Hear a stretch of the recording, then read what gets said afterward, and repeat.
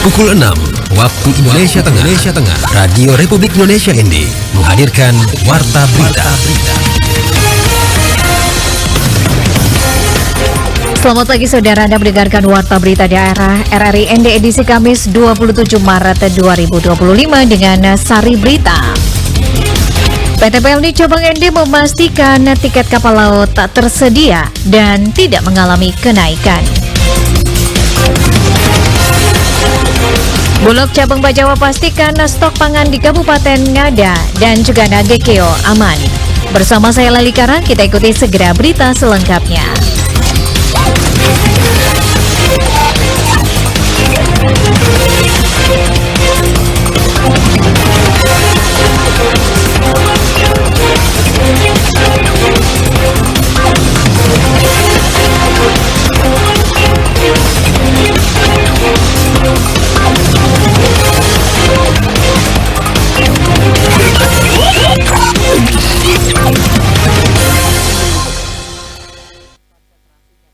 Pendengar, kita mulai berita pertama. Musim mudik lebaran, ketersediaan tiket kapal laut bagi masyarakat masih tersedia dan tidak mengalami kenaikan harga. Informasi ini disampaikan Suimam.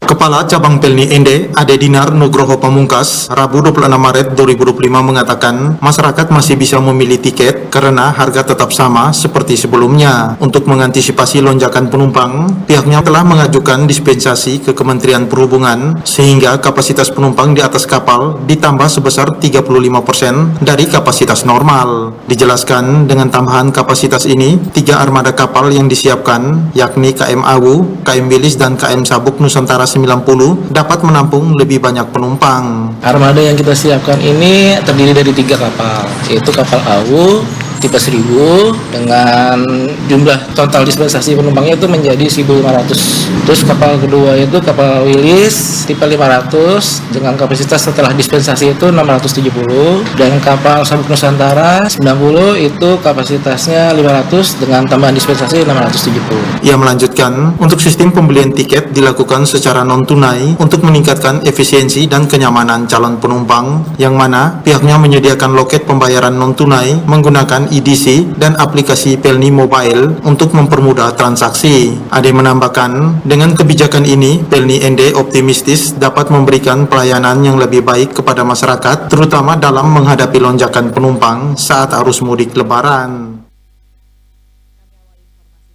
Pendengar, jelang Hari Besar Keagamaan, Bulog Cabang Bajawa maksud kami memastikan stok pangan di 2 kabupaten yakni Ngada dan juga Nagekeo aman. Selengkapnya Ferry Soo melaporkan. Menjaga ketersediaan bahan pangan jelang Hari Raya Lebaran dan juga pasca, Bulog Cabang Bajawa telah mengambil berbagai langkah antisipasi untuk memenuhi kebutuhan bahan pangan masyarakat di 2 kabupaten yakni Ngada dan Nagekeo. Kepala Bulog Cabang Bajawa, Dani Nixon OBJ, mengatakan Bulog Bajawa memastikan ketersediaan pasokan bahan pangan untuk masyarakat di Kabupaten Ngada dan Nagekeo jelang Hari Besar Keagamaan masih aman. Bahkan ketersediaan bahan pangan dapat memenuhi hingga 3 bulan ke depan. Dikatakannya saat ini Bulog Bajawa memiliki komoditas pangan yakni beras, gula, dan minyak goreng kita. Jumlahnya masing-masing beras sebanyak 1.900 ton, gula pasir 43 ton, dan minyak goreng kita sebanyak 14.000 liter. Stok ini untuk kebutuhan masyarakat di 2 kabupaten, yakni Kabupaten Ngada dan Kabupaten Nagekeo. Dari jumlah yang ada sudah didistribusikan ke 3 gudang Bulog yang ada, yakni Gudang Bulog Bajawa, Bulog Mbai, dan juga Bulog Boavai. Masyarakat tidak perlu takut dan khawatir akan ketersediaan bahan pokok seperti beras, gula, dan minyak goreng. Posisi stok kami Perum Bulog Kantor Cabang Bajawa itu kami memiliki 3 gudang di Faubata, Nageoga, dan Gudang Danga. Itu kami menguasai itu ada 1.900 ton beras, terus gula itu ada 43 ton, minyak itu ada 14.000 liter. Perhitungan kami bahwa stok ini cukup untuk 3 bulan ke depan. Jadi persiapan selama bulan puasa ini hingga Ramadan nanti stok aman. Selain menjaga ketersediaan komoditas pangan, pihak Bulog juga akan menjaga kestabilan harga bahan pokok di tengah masyarakat dengan melaksanakan operasi pasar di 2 kabupaten yakni Ngada dan Nagekeo, yang mana telah bekerja sama dengan pihak PT Pos, mitra pengecer, dan juga kios. Bulog Cabang Bejawa juga mengingatkan agar masyarakat tidak melakukan pembelian dalam jumlah besar secara berlebihan yang dapat memicu kelangkaan barang di pasar. Dengan langkah-langkah yang telah diambil, Bulog Cabang Bejawa optimistis dapat menjaga kestabilan pasokan pangan selama Lebaran dan Paskah dan memastikan masyarakat dapat menjalani ibadah dengan tenang tanpa adanya kekhawatiran akan stok pangan. RRI Ende, Ferry Soo melaporkan. Anda sedang mendengarkan Warta Berita RRI ND. Pendengar H-6 perayaan Hari Raya Idul Fitri 1446 Hijriah, jumlah permintaan busana muslim di Pasar Bongawani ND meningkat. Informasi ini disampaikan Nikolas Makumeli. Tempat penjualan busana muslim di Pasar Bongawani ND kembali ramai dikunjungi oleh warga masyarakat yang hendak membelanjakan perlengkapan jelang Hari Raya. Berdasarkan pantauan RRI pada Rabu 26 Maret 2025, di salah satu lokasi penjualan busana muslim di Pasar Bongawani ND, sejumlah warga nampak memadati tempat penjualan tersebut untuk berbelanja beragam busana muslim. Meningkatnya permintaan busana muslim jelang perayaan Hari Raya Idul Fitri 1446 Hijriah diakui Manto, salah seorang pedagang busana muslim di Pasar Bongawani ND. Kepada RRI, Manto menuturkan omset yang didapatkan selama bulan Ramadan ini cukup meningkat dari biasanya. Menurutnya, Hari Raya Idul Fitri 1446 Hijriah yang tinggal beberapa hari ke depan meningkatkan animo masyarakat yang berasal dari berbagai wilayah di Kabupaten Ende, bahkan dari luar Kabupaten Ende untuk berbelanja aneka kebutuhan jelang Lebaran termasuk busana muslim di Pasar Bongawani Ende. Suasana sudah mulai ramai. Kelihatan pengunjung pasar bazar murah sudah agak mulai ramai. Aktivitas belanjanya sudah mulai padat. Yang Bapak jual ini apa-apa saja nih, Pak? Yang saya jual ini topi-topi haji, khususnya untuk busana muslim. Khusus belanja untuk pakai di Lebaran. Topi haji khususnya. Mulai dari topi haji maupun parfum. Saya dari sebelum puasa H-1 mau masuk bulan puasa sudah mulai pada jual. Bagaimana tingkat Pendapatan atau omset sebelumnya agak sepi, minimal dapat 500 per hari atau 2,5 atau 500 atau minim. Kalau dari pertengahan puasa ini suasana sudah agak baik, meningkat dari 500 ke 800 hari ada yang 7,5. Untuk selanjutnya mungkin lagi 5 hari mungkin belanja sudah pada agak ramai. Mudah-mudahan doain supaya belanja semakin meningkat. Banyaknya masyarakat yang mencari perlengkapan jelang perayaan Idul Fitri, termasuk di dalamnya busana muslim pria maupun wanita dewasa, serta anak-anak seperti baju koko, jubah, peci, sendal, serta gamis dengan harga yang bervariasi. Hal tersebut sangat berpengaruh terhadap pendapatan para pedagang busana muslim saat ini di Pasar Bongawani Ende. Bagi sebagian masyarakat, membeli perlengkapan busana muslim yang baru untuk Hari Raya Lebaran sudah menjadi tradisi atau kebiasaan dan juga tidak hanya untuk tampil rapi dan bersih, tetapi juga sebagai bentuk kebahagiaan dalam menyambut Hari Raya yang suci. RRI Ende, Nikolas Makumeli melaporkan. TNI Angkatan Laut Labuan Bajo gelar bazar sembako murah untuk membantu memenuhi kebutuhan pokok warga. Laporan disampaikan Epi Wahab.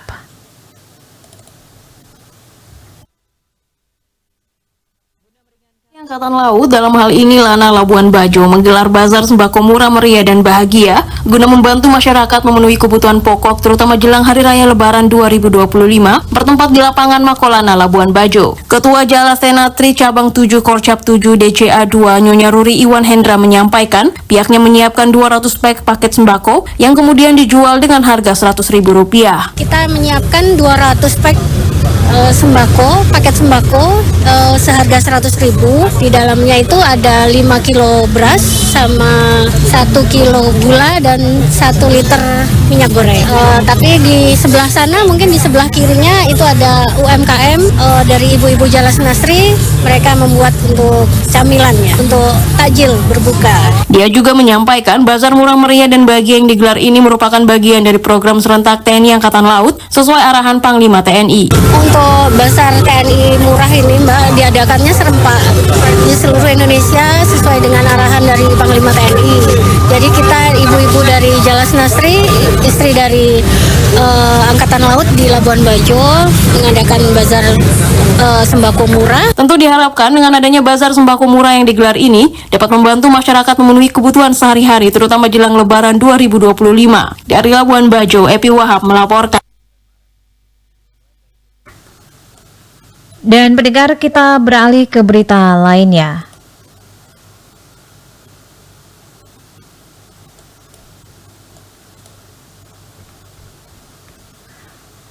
Polres Manggarai menyambut kedatangan Kapolres baru AKBP Henry Syaputra SIK dan Ibu Bayangkari Ibu Nyonya Teti Henry Syaputra. Laporan disampaikan Mario. Gerakan Beli NTT ini bertujuan untuk memperkuat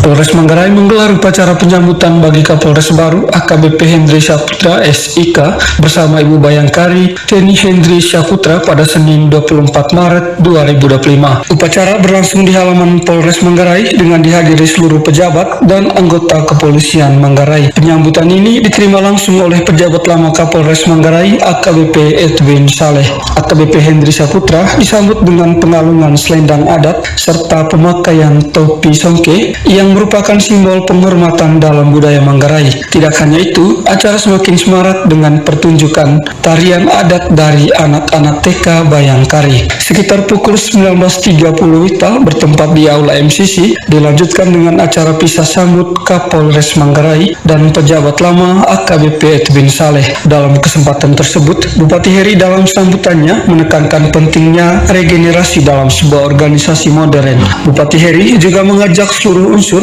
termasuk tokoh agama, tokoh adat untuk saling mendukung, bekerja sama, dan berkolaborasi. Kita juga bersyukur bahwa semua lembaga yang bekerja, yang membaktikan diri bagi tanggal ini selalu memberikan yang terbaik sehingga kemajuan mulai terasa. Sementara itu, Kapolres baru AKBP Henry Syaputra dalam sambutannya mengajak semua pihak untuk memberikan saran jika ada kebijakan yang tidak sesuai dengan kepentingan masyarakat Manggarai. Dan pada kesempatan ini juga Bupati ingin menjadi keluarga Manggarai. Dan kami juga ingin sekali dukungan kepada semua unsur agar kami nanti bisa menanggapi dengan maksimal, terutama menjaga kondusivitas keamanan masyarakat. Jika kami bisa menjaga itu, nanti kami bisa dengan maksimal mendukung apa yang menjadi visi dan misi Bapak Bupati dan Bapak Bupati. Sementara itu juga, AKBP Edwin Saleh yang sebelumnya menjabat sebagai Kapolres mengungkapkan bahwa Manggarai telah memberikan kebaikan-kebaikan yang tidak ia temui di tempat lain. Ia juga berharap agar awak media tetap komitmen dalam membangun Manggarai, terutama sajian informasi yang berimbang kepada masyarakat. Kami bukan siapa-siapa, kami bukan manusia super. Kami tidak akan bisa berbuat tanpa ada dukungan dari seluruh lapisan masyarakat. Intinya semua tidak ada dan hadir di sini yang niat baik yang sama. Dan saya sama mulai Pak Bupati, saya sangat terkesan dengan tanah Manggarai ini. Kedatangan Kapolres baru diharapkan membawa semangat baru bagi Polres Manggarai dalam menjalankan tugasnya. Dengan kepemimpinan AKBP Henry Syaputra, diharapkan semakin terjalin hubungan erat antara kepolisian dan masyarakat dalam menciptakan keamanan. keamanan yang lebih baik. Dari Manggarai, Mario melaporkan. Pemkab Ngada terapkan kebijakan efisiensi dalam penyusunan rencana kerja pemerintah daerah atau RKPD 2026. Oris Goti melaporkan selengkapnya. Contoh misalnya perjalanan dinas, belanja ATK dan sebagainya. Dalam penyusunan RKPD tahun 2026, sejumlah pengeluaran dikurangi agar anggaran lebih tepat sasaran dan berorientasi pada kebutuhan masyarakat. PLT Kepala Badan Perencanaan Pembangunan Riset dan Inovasi Daerah atau Bapperida Ngada, Ferdin Jawasuri menegaskan bahwa kebijakan ini mengacu pada instruksi Presiden nomor 1 yang mewajibkan pemetaan program berdasarkan skala prioritas. Substansi impres nomor 1 itu adalah sebenarnya bagaimana kita memetakan kembali program kegiatan dari yang sifatnya inti, mana yang penunjang, mana yang inti. Yang penunjang-penunjang ini yang kita kurangi. Beberapa langkah efisiensi yang dilakukan antara lain pengurangan anggaran perjalanan dinas serta pembelian alat tulis kantor. Selain itu, program yang tidak mendesak juga ditunda agar anggaran lebih fokus pada kebutuhan prioritas masyarakat. Contoh misalnya perjalanan dinas, belanja ATK dan sebagainya, itu dikurangi, artinya tidak dihilangkan, tidak, dikurangi. Nah, kita kumpul dari yang kurang-kurang ini, dianggarkan untuk beberapa program yang menyasar langsung. Itu yang pertama. Terus yang kedua, ada beberapa program kegiatan yang bisa ditunda. Misalnya di Kabupaten Ngada itu ada rencana pengadaan mobil, tetapi itu diefisiensi kita kurangi besar-besaran, mungkin hanya 1 unit saja. RKPD 2026 juga menjadi dasar pelaksanaan Rencana Pembangunan Jangka Menengah Daerah atau RPJMD tahun kedua masa kepemimpinan Bupati Raimunus Bena dan Wakil Bupati Bernardinus Dei Ngebu. Dengan kebijakan efisiensi ini diharapkan program pembangunan yang dirancang benar-benar memberi manfaat bagi masyarakat. Yang tadi Bupati Pak Wakil sudah sampaikan terkait dengan percepatan. Jadi momen efisiensi ini sekaligus juga percepatan untuk menjabarkan visi misi 5 tahun ke depan. Selain itu, dengan sistem informasi pemerintah daerah atau SIPD yang diterapkan oleh Kementerian Dalam Negeri, seluruh kegiatan yang masuk dalam APBD wajib diinput dalam RKPD. Dengan demikian, program yang dijalankan dipastikan selaras dengan perencanaan daerah. Dari Ngada, RRI ND, Oris Goti melaporkan. Pemerintah Provinsi Nusa Tenggara Timur NTT meluncurkan inisiatif gerakan Beli NTT sebagai bagian dari 100 hari kerja Gubernur dan juga Wakil Gubernur NTT. Lady Badin selengkapnya melaporkan. Gerakan Beli NTT ini bertujuan untuk memperkuat perekonomian daerah melalui konsumsi produk lokal seperti kerajinan tangan dan kuliner khas NTT. Kepala Dinas Perindustrian dan Perdagangan Provinsi NTT, Sony Zibing menjelaskan bahwa gerakan ini menjadi prioritas utama karena potensi luar biasa yang dimiliki oleh produk-produk lokal di NTT. Sony Libing juga menjelaskan dengan dukungan seluruh masyarakat dan diaspora NTT, diharapkan perekonomian daerah dapat tumbuh dan berkembang melalui pemberdayaan industri kecil dan menengah. Dengan potensi yang luar biasa itu dan masyarakat NTT yang sekitar 5,4 juta jiwa itu, jika ia menjadi pasar bagi industri kecil kita, maka tentu saja akan memberikan dampak yang luar biasa bagi ekonomi di Timur. Nah, itu Bapak Gubernur membangun spirit ayo bangun NTT itu melalui gerakan dengan gerakan Beli NTT, meminta kepada seluruh masyarakat NTT dan juga diaspora NTT di mana saja berada untuk membeli seluruh produk-produk lokal kita. Dengan demikian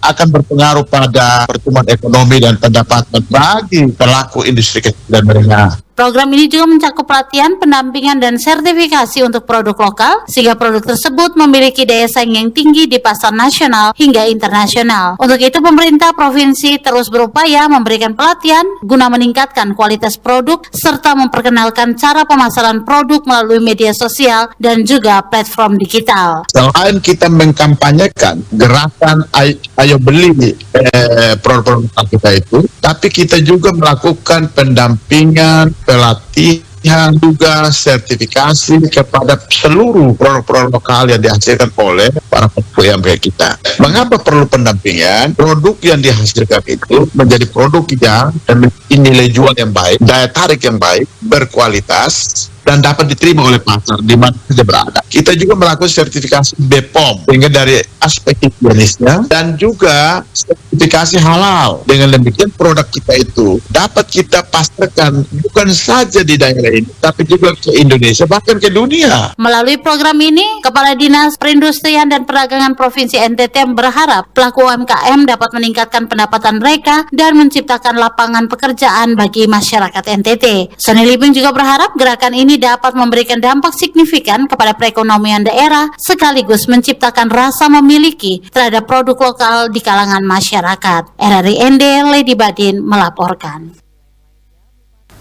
Pendengar berita terakhir, Bupati Ende Yosef Benediktus Badioda SHMH mengukuhkan tim penggerak PKK, pemberdayaan kesejahteraan keluarga dan tim pembina pos pelayanan terpadu Posyandu Kecamatan se-Kabupaten Ende.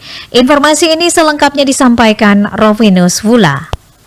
Bupati Ende Yosef Benediktus Badioda SHMH mengukuhkan tim penggerak PKK dan tim pembina pos pelayanan terpadu Posyandu Kecamatan se-Kabupaten Ende. Acara pengukuhan berlangsung di Aula Garuda Kantor Bupati Ende Rabu 26 Maret 2025 dihadiri oleh seluruh camat, ketua tim penggerak PKK Kecamatan serta perwakilan dari organisasi masyarakat. Bupati Ende Yosef Benediktus Badioda dalam sambutan mengapresiasi komitmen serta semangat para anggota tim penggerak PKK dan tim Posyandu. Menurutnya, keduanya memiliki peran penting dalam mendukung berbagai program pembangunan terutama dalam pemberdayaan masyarakat serta pelayanan kesehatan di tingkat kecamatan. Pengukuhan yang dilaksanakan hari ini tentunya untuk mempertegas komitmen kerja ibu-ibu sebagai ketua tim penggerak PKK dan tim pembina Posyandu Kecamatan untuk membantu dan mendukung program kerja, tidak hanya program kerja PKK dan Posyandu, tetapi juga program kerja pemerintah Kabupaten Ende. Persoalan stunting serta kesehatan ibu dan anak tentunya harus menjadi perhatian serius untuk kita atasi bersama. Oleh karena itu, kolaborasi peran dan program harus dapat kita laksanakan dengan baik dan terarah, sehingga harapan kita agar anak-anak Ende ke depannya lahir sehat dan tidak stunting. Ia menambahkan, tim penggerak PKK dan tim pembina Posyandu menjadi ujung tombak dalam mewujudkan kesejahteraan keluarga, kesehatan ibu dan anak, serta meningkatkan kualitas pendidikan dan ekonomi di Kabupaten Ende. Lebih lanjut, Bupati Yosef mengungkapkan bahwa pemerintah Kabupaten Ende akan menyiapkan anggaran khusus bagi program PKK di masing-masing kecamatan. Sementara itu, Ketua Tim Penggerak PKK Kabupaten Ende, Nyonya Cici Badioda SHMH dalam sambutan mengucapkan selamat kepada para ibu yang terpilih menjadi Ketua Tim Penggerak PKK dan Tim Pembina Posyandu Kecamatan. Ia menekankan pentingnya memperkuat program-program pemberdayaan yang ada di setiap kecamatan dengan pendekatan yang lebih terarah dan terukur. Berbicara mengenai program-program PKK, program-program Posyandu bukan lagi hal yang baru, tetapi ini hal yang baru buat saya. Tapi saya yakin kalau ibu-ibu di PKK di kecamatan pasti sudah sering sekali ya melakukan kegiatan-kegiatan PKK. Namun demikian, di masa kepemimpinan saya bersama Ibu Wakil, saya berharap dan menginginkan ibu-ibu tidak hanya bekerja yang biasa-biasa saja, tetapi harus bekerja yang luar biasa untuk memajukan PKK di Kabupaten Ende, mengingat tantangan yang dihadapi oleh ibu-ibu PKK dan Posyandu tidak pernah ada akhirnya. Selain itu, Ketua Tim Pembina Posyandu Kabupaten Ende juga menyampaikan hal yang tak kalah penting mengenai keberadaan Posyandu. Menurutnya, Posyandu bukan hanya sekadar tempat pemeriksaan kesehatan rutin, tetapi juga menjadi sarana edukasi bagi masyarakat terkait pentingnya pola hidup sehat, gizi seimbang, dan pencegahan penyakit. Pengukuhan ini diharapkan dapat memperkuat sinergi antara pemerintah dan masyarakat sehingga memberikan dampak positif dalam membangun Kabupaten Ende yang lebih sehat, sejahtera, dan mandiri. Sebagai ujung tombak pemberdayaan keluarga dan pelayanan kesehatan, tim penggerak PKK serta tim pembina Posyandu diharapkan dapat memainkan peran vital dalam mencapai tujuan pembangunan daerah. RRI Ende Rovinus Wula melaporkan.